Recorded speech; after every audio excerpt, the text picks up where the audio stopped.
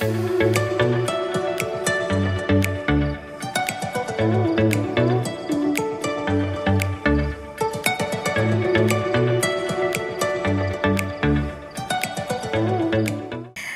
Sobat Faperta dimanapun berada, selamat datang kembali di podcast Sapa Faperta. Dan tentunya kembali bersama saya Arum Nurwidya yang akan menemani Sobat Faperta dalam bincang maupun bahasan menarik seputar topik Fakultas Pertanian.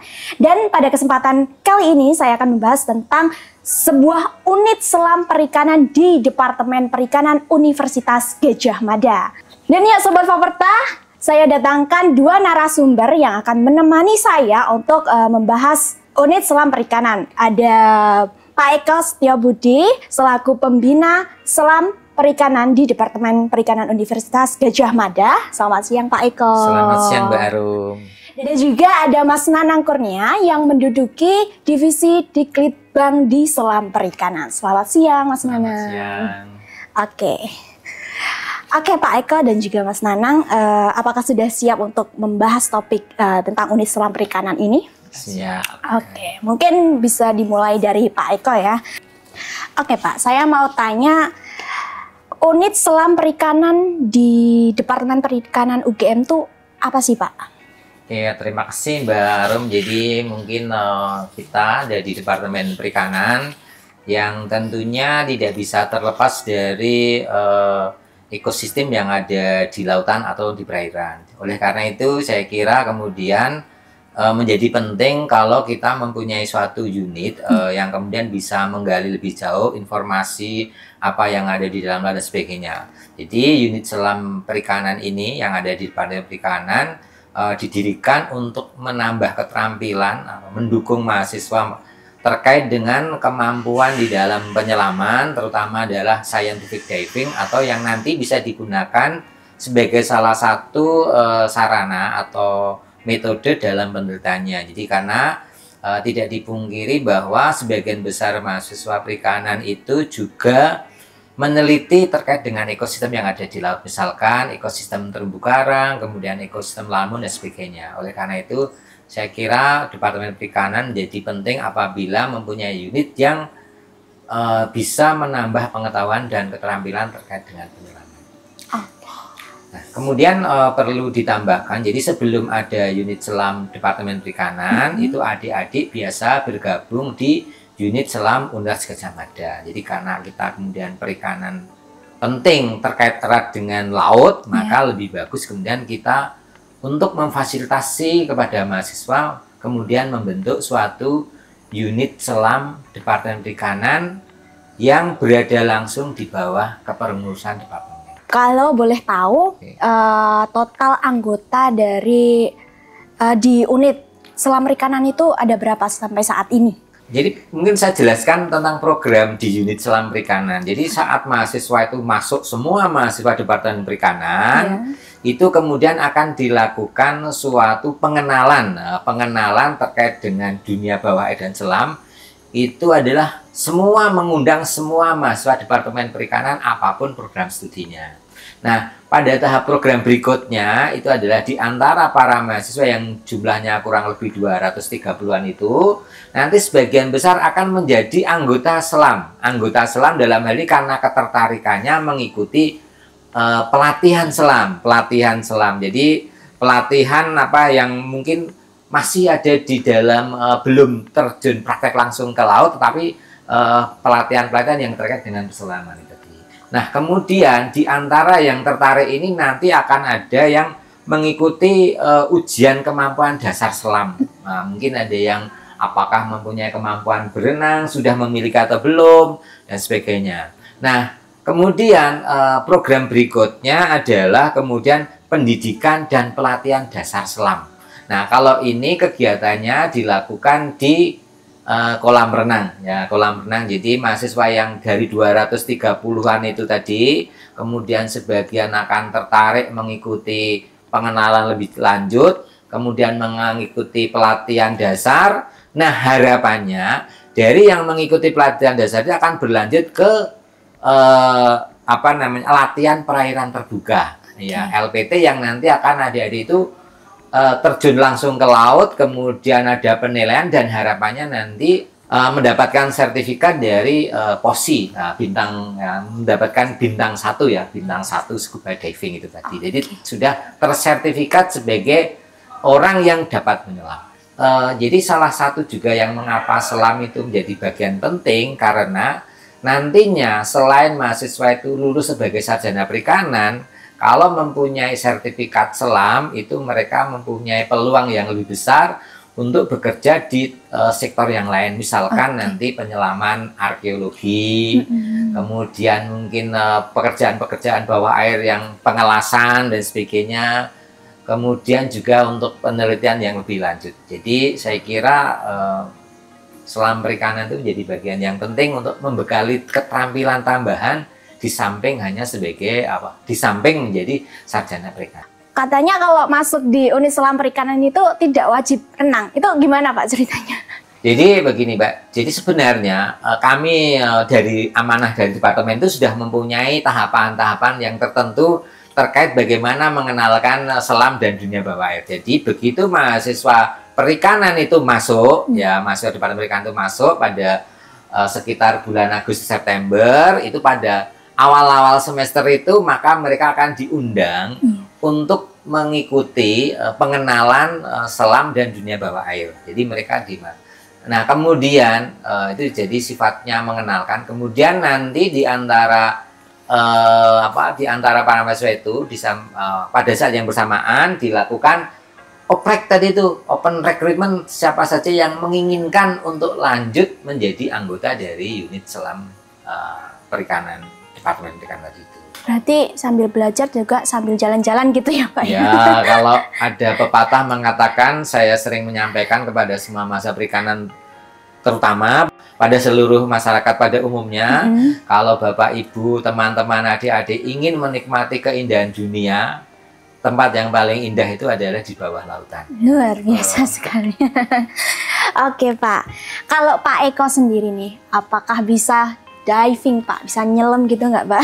Oke, ini pertanyaan yang sangat menarik bagi saya. Jadi alhamdulillah itu saya sudah mendapatkan sertifikat selam bintang 1 ya. Wow. Itu tahun 2003. Jadi kalau sekarang tahun 2024 itu ya sekitar 20 tahun yang lalu. Jadi saya termasuk juga tadi disampaikan murid dari yang sekarang menjadi instruktur saat ini. Jadi Bu Ika dan Mas Budi itu dulu yang juga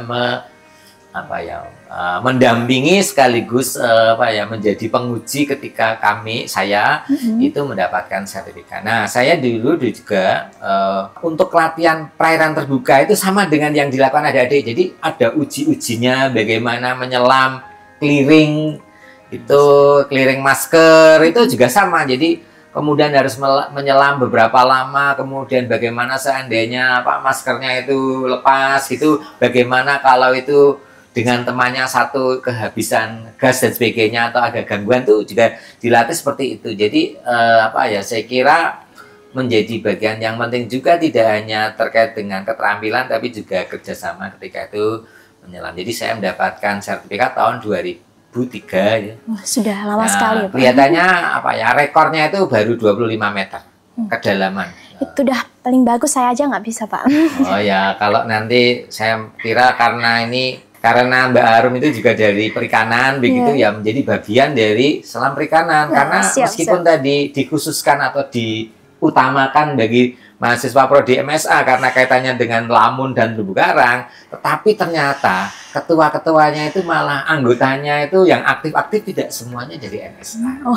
Jadi kalau dalam pikiran kita itu harusnya MSA itu wajib, prodi lain itu pilihan, tapi ternyata tidak selalu demikian. Bahkan ini ya, mungkin ini ada di beberapa teman saya karena mendapatkan sertifikat selam sekarang bekerja di bagian yang kaitannya dengan selam. Ada yang mungkin konservasi, ya mungkin Mas Bobi ya. Nanti cek deh. Jadi banyak, karena dia mempunyai sertifikat selam itu, dia mempunyai pekerjaan yang juga terkait dengan yang pernah diikuti aktivitasnya di unit selam. Itu malah membantu sekali ya Pak buat masa depannya gitu. Ya paling tidak tadi itu bisa menikmati dunia bawah air yang indah itu di berbagai macam tempat. Oke. Mungkin satu mungkin kita sebutin dulu ya. Mungkin Mas Bobi Nababan. Ya itu sekarang di kelestarian lingkungan. Saya nggak tahu tapi di mana Mas.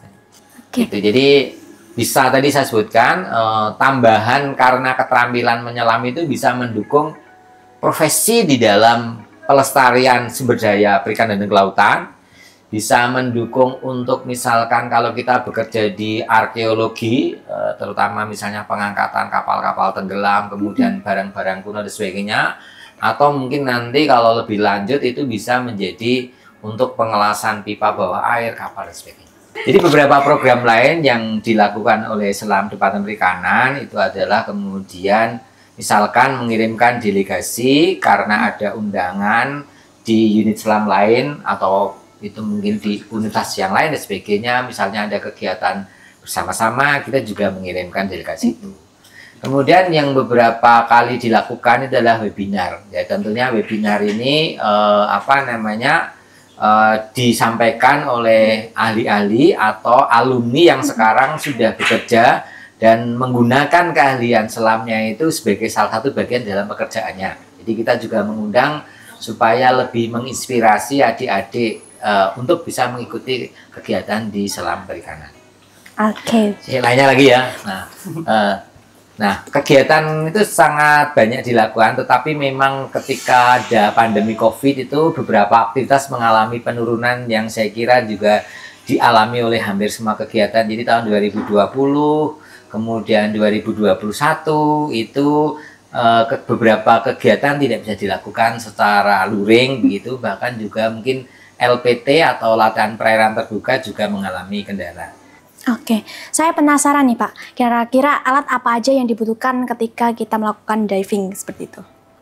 Nah ini nanti mungkin juga Mas Nanang bisa menjelaskan secara detail, tetapi sebenarnya kalau kita bagi itu kan ada alat dasar ya, alat antara lain misalkan fin, tabung, dan sebagainya, BCD ya. Kemudian kalau di dalam selam perikanan itu kebetulan alhamdulillah kita juga sudah melengkapinya dengan berbagai macam kelengkapan lain, misalkan karena ini kaitannya dengan scientific diving begitu, kita juga punya beberapa kamera yang bisa untuk di bawah air begitu, di bawah laut terutama untuk pemotretan sebagainya.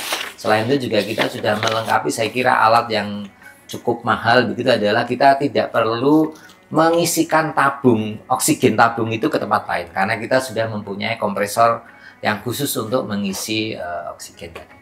Udah lengkap sekali Pak di unit selam perikanan ini. Insya Allah sudah lengkap, tetapi memang kalau kami sebagai pembina, karena pembinanya ada 3 yang saya sebutkan, nanti ada Prof. Suadi itu juga pembina sampai tahun 2023 itu pembina, kemudian yang berikutnya itu adalah Pak Risa itu juga pembina. Kemudian di kedepannya itu memang kalau bisa menambah jumlah tabung. Sekarang kita masih mempunyai 12 tabung. Meskipun angka itu sebenarnya sudah cukup besar, tapi kedepannya mungkin akan kita tambah. Kemudian alat-alat dasar tadi, snorkel, fin kalau bisa juga kita ditambahkan. Oke Pak, terima kasih. Mungkin kita beralih dulu nih ke Mas Nanang. Oke Mas Nanang, saya penasaran nih. Kenapa Mas Nanang itu mau join selam perikanan? Lalu apa aja sih serunya join di unit selam ini? Oke, sebelumnya kan saya dari Prodi Aquaculture nih. Nah, kenapa sih saya tertarik untuk join selam perikanan? Yang pertama itu saya suka dengan ikan dan pengen lebih dekat dengan ikan. Terus yang kedua, saya ingin mempelajari ikan lebih lanjut ya, terutama di ikan air laut seperti itu. Oke, jadi serunya join unit selam perikanan Departemen Perikanan ini kita bisa mengasah skill penyelaman kita, terus kita dapat jalan-jalan di di spot-spot wisata bawah air seperti itu. Itu jalan-jalan jadi poin plusnya ya Mas. Oke. Oke Mas, bisa diceritain nih dari awal mula ngelakuin diving. Ada nggak sih perasaan takut atau ragu bakalan bisa atau enggak gitu? Oke, untuk awal mula diving itu kan sebelumnya kita udah dibekali dengan skill-skill di kolam dulu ya, sebelum terjun ke laut. Nah, untuk setelahnya itu awalnya juga takut sih, kan perairannya terbuka, beda dengan pas latihan kan di kolam, terus kayak merasa lebih safe aja kalau di kolam. Terus kalau tiba-tiba di laut tuh kan masih ngerasa ragu ya, takut. Terus akhirnya pas 1-2 kali mencoba ketagihan. Kira-kira bedanya di kolam sama di yang terbuka itu gimana, Mas? Yang pertama untuk di kolam renang itu kan airnya pakai air tawar ya. Beda dengan di laut. Di laut kan airnya pakai air asin. Jadi kalau kita kena mata itu rasanya perih sih. Tapi terbayarkan dengan melihat biota air di bawah gitu ya, Mas ya. Oke, Mas Nanang, apa aja sih pengalaman yang paling berkesan selama ikut atau join di selam perikanan? Untuk pengalaman paling berkesan itu ketika diklat pengambilan sertifikasi ya. Saya diklatnya di Karimun Jawa, dan itu selama kurang lebih 6 hari 5 malam di sana kita melakukan penyelaman, terus kita mengambil sertifikasi dan melakukan penilaian sertifikasi. Nah itu sangat berkesan sih karena kita dapat langsung melihat keindahan bawah air yang pertama kalinya. Terus ketika udah dapat sertifikasi nih, kita bisa nyelam di perairan manapun, tapi ya dengan syarat didampingi lah ya. Dan kita dapat bebas lah mau milih di mana aja gitu. Ketika Mas Nanang ini join di selam ini, teman-temannya ada yang ikut jadi pengen gitu nggak, Mas? Banyak yang pengen gitu nggak? Kayaknya banyak sih, karena ketika udah nyelam itu kan saya posting-posting lah di sosial media, banyak yang komen itu. Ternyata seru ya, kenapa nggak join dari dulu gitu. Selanjutnya saya pengen tahu nih tentang fun fact atau hal-hal apa yang nggak banyak orang tahu tentang selam perikanan ini. Dan tentunya kita akan lanjut di part 2.